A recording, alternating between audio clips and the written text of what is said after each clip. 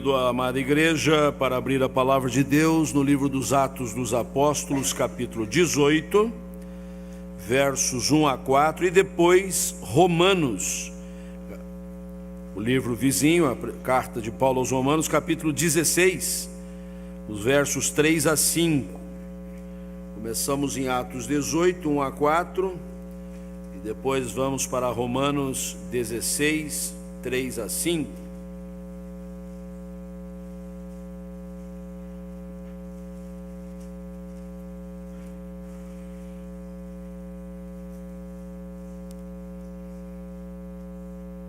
Começamos em Atos. Deixando Paulo Atenas, partiu para Corinto. Lá encontrou certo judeu chamado Áquila, natural do Ponto, recentemente chegado da Itália, com Priscila, sua mulher, em vista de ter Cláudio decretado que todos os judeus se retirassem de Roma. Paulo aproximou-se deles e, posto que eram do mesmo ofício, passou a morar com eles. E ali trabalhava, pois a profissão deles era fazer tendas.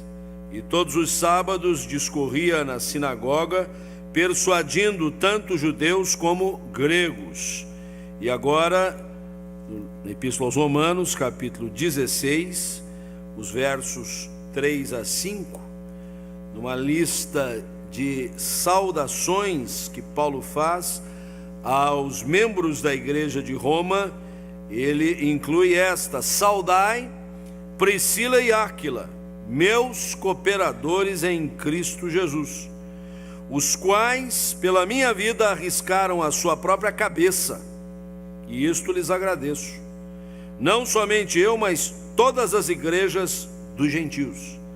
Saudai igualmente a igreja que se reúne na casa deles. Até este ponto, e exatamente esta frase derradeira: saudai igualmente a igreja que se reúne na casa deles. Igreja reunida nas casas, não tem nada de novo, não é invenção nossa, não é um projeto desta comunidade local, não é algo inusitado, inédito. É uma realidade que acompanha a vida da igreja desde os primórdios. Antes da igreja poder construir um templo, marcar dia e horário para reuniões, poder oferecer o conforto de um auditório, a igreja já se reunia nas casas. Porque nós bem sabemos, igreja não é o endereço, não é a construção, tipificadamente como tal. Igreja são os membros, e aonde esses membros estão, ali está a igreja. Então a igreja está lá no escritório que você trabalha, na fábrica que você opera. A igreja está nas suas andanças para cima e para baixo. A igreja está na sua casa. E quando nós podemos de alguma forma nos valer deste ambiente doméstico para transmitir a mensagem do amor de Deus, para comunicar o Evangelho, para fazer conhecido de todos o nome do Senhor, então nós estamos efetivamente cumprindo o nosso mistério de ser igreja do Senhor. As figuras que aqui ressaltamos nesta hora são a do casal Priscila e Áquila.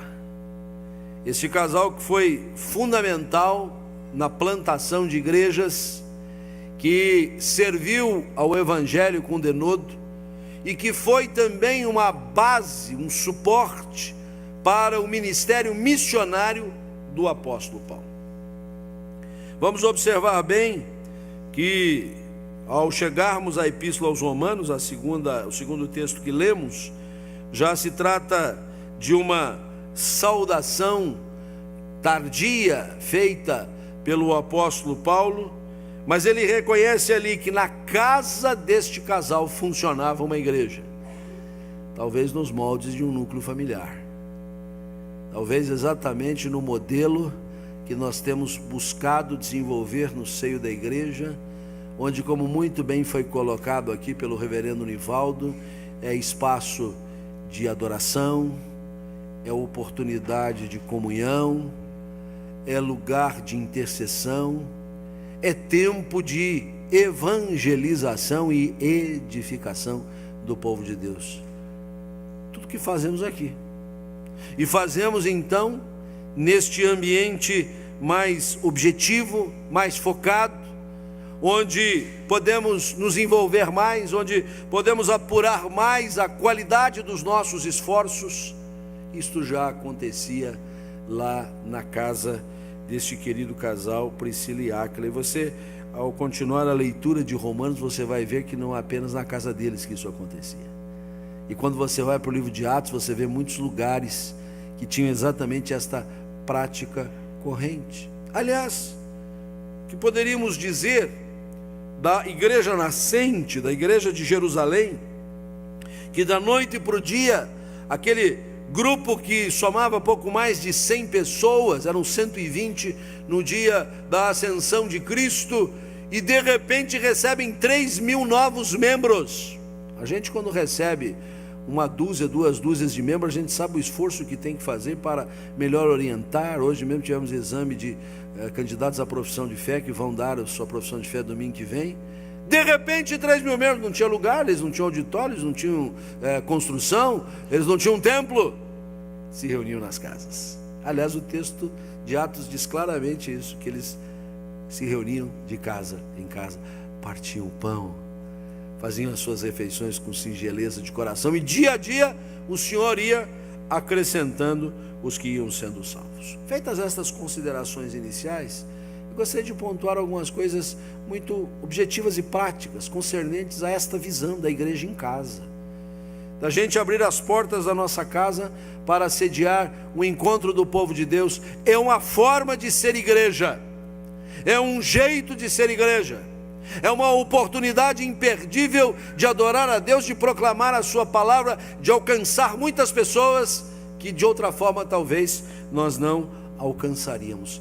A primeira coisa que eu quero ressaltar aqui é que isto nos dá o exato movimento e mobilidade da igreja. A igreja não está engessada num lugar, a igreja não está fechada hermeticamente num espaço. A igreja não é só a igreja quando tem culto, a igreja não acontece só com horário e local definido, a igreja não está limitada por estas circunstâncias. A igreja é a igreja o tempo inteiro, ela se desloca daqui para ali, dali para colar, ela é a igreja com muito pouca gente, ela é a igreja onde está o crente dando testemunho da sua fé. Aqui temos uma informação muito importante sobre a razão pela qual o casal Priscila e Áquila foi parar lá em Corinto. É o texto de Atos, e a informação que nos é dada no texto bíblico é que eles tiveram que sair de Roma, porque houve uma certa perseguição do imperador Cláudio Tibérios, que determinou a expulsão dos judeus dali. Para onde é que eles foram? Foram para Corinto. E chegando lá em Corinto, eles fizeram o mesmo que faziam em Roma, abriram as portas da sua casa para reunir o povo de Deus, para congregar a igreja. Há uma experiência muito recorrente aqui no nosso meio, pessoas que por razões profissionais ou acadêmicas deixam a nossa cidade, deixam a nossa companhia e vão para um lugar distante, um lugar que talvez não tenha uma comunidade de fé similar à nossa, e alguns então entram em contato e dizem: pastor, tem alguma indicação, que igreja a gente frequenta? Às vezes a gente corre até o risco de indicar uma outra denominação, né? É muito ruim isso, mas às vezes só resta isso para nós, né? Mas quando nós trabalhamos uma visão da possibilidade desse dinamismo, desta mobilidade, desse movimento da igreja, por que não começar um culto na sua casa? Em alguns casos, congregações têm surgido por este objetivo. Priscila e Áquila têm que deixar Roma. Há um edito imperial que não lhes permitia estar ali. Se alguém pensasse, puxa, a fé que esses irmãos tinham agora vai ficar arrefecida, vai perder em qualidade, não vão mais poder estar com aquela comunidade de crentes onde congregavam. Eles foram com o mesmo espírito, com o mesmo vigor para Corinto, para ali fazer o mesmo que estavam fazendo. Então, a dinâmica de pequenos grupos, aqui nós batizamos com esse sugestivo nome de núcleos familiares, ela nos permite mostrar este movimento constante da igreja, abrir as portas da nossa casa para que a palavra do Senhor seja proclamada, para que o nome de Cristo seja conhecido, para que pessoas que talvez não poderiam conhecer esta verdade do Evangelho, se não fosse este formato, você está contribuindo muito, muito para o reino de Deus. Mas há um segundo aspecto que eu gostaria de ressaltar. Além do movimento, nós percebemos o alto grau de comprometimento, de compromisso, que isto acaba gerando. Talvez porque em relações mais aproximadas, em envolvimentos mais diretos, a gente não consegue passar batido, não é verdade? Quando a gente está num grupo considerável como este, que hoje congregamos aqui, e a distância física mesmo, a gente talvez não se sinta tão compromissado. Eu sei a hora que o culto se inicia, sei mais ou menos a hora que ele acaba também, eu entro e saio descompromissadamente. Mas quando nós estamos num envolvimento, quando nós somos conhecidos e conhecemos aos outros, quando de nós se requer algum tipo de participação, de contribuição, de presença, não ir, você tem que justificar. Você tem que dizer para o coordenador por que você não foi, porque ele vai cobrar de você. Eu senti sua falta, hoje eu dei uns 3 espirros aqui, achei que não devia ir, porque podia pegar um resfriado maior. Já deu a sua desculpa, mas você sabe que 3 espirros não vai mais colar, né? Precisa ser assim, de pneumonia para fora, para você deixar de estar presente. Compromisso, mas um compromisso que vai às raias do sacrifício, que vai ao limite do esforço, que tem a disposição de dar de si por esta causa. Por isso é notável que lá na carta aos Romanos, no versículo 4 do capítulo 16, nós leamos o aspecto que Paulo destaca da vida, do testemunho do ministério de Áquila e Priscila, que abriu as portas da sua casa. Pela minha vida arriscaram a sua própria cabeça. Pela minha vida arriscaram a vida deles.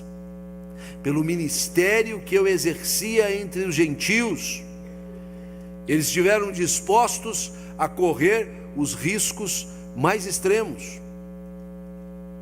Quando nós criamos estas ligações, estes vínculos, nós temos uma disposição de dar mais de nós mesmos, de nos envolvermos com o irmão, em alguns casos aqueles que ainda estão tomando ciência do Evangelho, e mercê de Deus pela sua graça maravilhosa, virão também fazer parte dessa família, nós vamos poder dizer, são irmãos também. Nós temos a disposição de dar de nós mesmos, do nosso tempo, da nossa atenção, do nosso recurso, da nossa oração, do trabalho de tomar o telefone e saber se você está precisando de alguma coisa, por que não veio, por que está acontecendo. São estas ligações que geram comprometimento. Áquila e Priscila são um exemplo de sediadores de núcleos, de líderes de núcleos, de participantes de núcleos que têm no seio da sua casa esse pulsar do que é ser igreja, porque ser igreja é isso: envolvimento, compromisso de estar presente, compromisso de servir, de trabalhar, compromisso de arregaçar as mangas e dizer, é comigo esse assunto, compromisso de colocar a mão no bolso e dizer, é isso que está faltando aqui, a gente acaba de chegar para completar a necessidade, compromisso de dar a vida pelo Evangelho. E parece que em ambientes então mais aproximados, como que os núcleos familiares sugerem, isto fica mais evidenciado.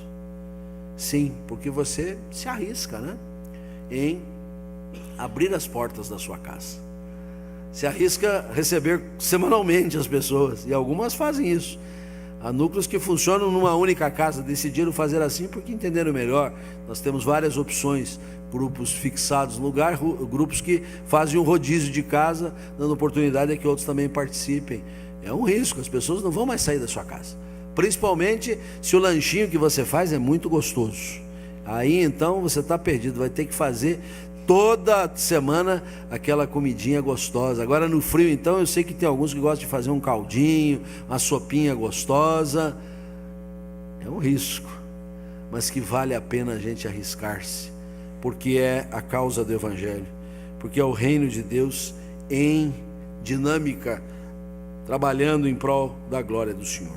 Então o movimento, então o comprometimento. A igreja se mobiliza, a igreja é compromissada ao ponto do próprio sacrifício. Mas um último aspecto que eu quero destacar aqui é a oportunidade do exercício missionário, o cumprimento da missão. Observemos bem, meus irmãos, a palavra de Deus lá em Romanos, quando Paulo faz saudação ao casal querido Priscila e Áquila, ele diz: eles são meus cooperadores. Meus cooperadores. Lemos há pouco o texto de Colossenses, na motivação para a ação de graças pelo Ministério dos Núcleos, que encerra suas atividades nesse semestre hoje, lembrando que aquela igreja, desde o princípio, cooperava no Evangelho. E a ideia de Paulo na carta aos Colossenses, como também aqui na carta aos Romanos, é a mesma: é cooperar na difusão do Evangelho, é cooperar para fazer a missão, é cooperar para que o nome de Cristo seja conhecido de muitos, se não de todos, que sejam possíveis de serem alcançados pelo nosso trabalho, pelo nosso braço de cada um dos núcleos familiares. E aqui eu quero insistir num ponto. Hoje somos uma civilização, assim entendo, mais do que mera geração, refratária às coisas espirituais. O simples fato de enunciar o nome igreja, para muita gente sugere algo negativo, algo ruim. É verdade que muitos não têm contribuído para isso, para que haja uma mudança nessa perspectiva. Ao contrário, eu quero dizer, eles têm contribuído para que isso aconteça, porque não dão o bom testemunho de Cristo, porque mesmo no exercício da sua liderança parecem se desviar do foco, que é a glória de Deus. Estão buscando glória para si, glória para o seu empreendimento, e não glória para o Evangelho, e não glória para o Senhor Deus. Então, quando você eventualmente convida alguém para vir para um ambiente como esse que nós estamos aqui, você vai encontrar muitas negativas, muitas desculpas, muitas coisas que o amigo mais chegado seu vai dizer: não dá, não posso, é domingo, compromisso de família e tal. Mas quando você faz um convite para ele ir à sua casa, para participar de um tempo de confraternização, de comunhão, não vai enganá-lo, não vai dizer: não, lá a gente nem lê a Bíblia, porque a gente lê a Bíblia. E nós vamos ter um momento especial de meditação na palavra, pela amizade que tem com você. Ele vai pelo menos uma vez, e às vezes precisa só uma vez para ir e nunca mais deixar de ir. Apenas uma abordagem. Então, um paradigma que é difícil de quebrar por causa desse contexto que está ao nosso redor, de um mundo que quer ficar imune à proclamação do reino de Deus. Nós precisamos ser estratégicos, nós precisamos ser sábios, nós precisamos ter metodologias que quebrem estas barreiras, e os núcleos familiares têm sido. Mesmo que às vezes eles se deem num ambiente mais de grupos afins, não necessariamente família, como é o caso dos nossos jovens, que têm a sua dinâmica própria, Trazer um jovem para o ambiente, até do culto jovem, do sábado à noite, às vezes é difícil, mas levá-lo a um encontro desse que ele vai fazer amizades, conhecer pessoas, pode ser a quebra do paradigma que precisava.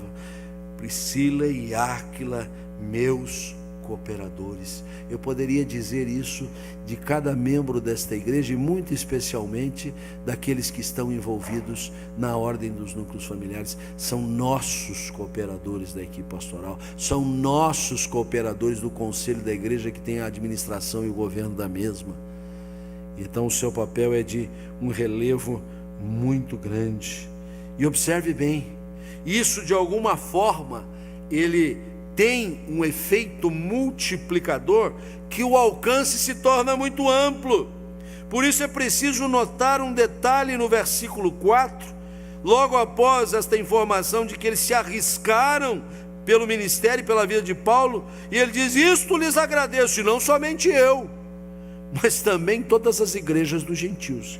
Paulo está dizendo o seguinte: se não fosse por eles, provavelmente eu não teria chegado aos gentios.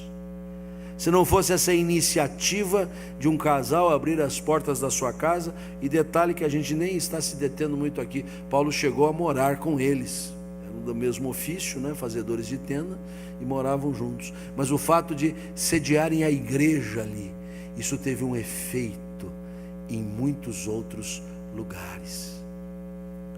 O Ministério de Núcleos Familiares tem tido como alguns dos seus frutos, eu vou elencar rapidamente alguns: novas igrejas. Alguns dos núcleos que nós abrimos aqui se tornaram congregações e depois igrejas. Foram iniciados até mesmo com esse propósito e se firmaram como tais. E hoje estas igrejas, inclusive, compondo os nossos concílios, têm um papel tão importante no crescimento e no desenvolvimento da nossa fé reformada aqui em Curitiba e região.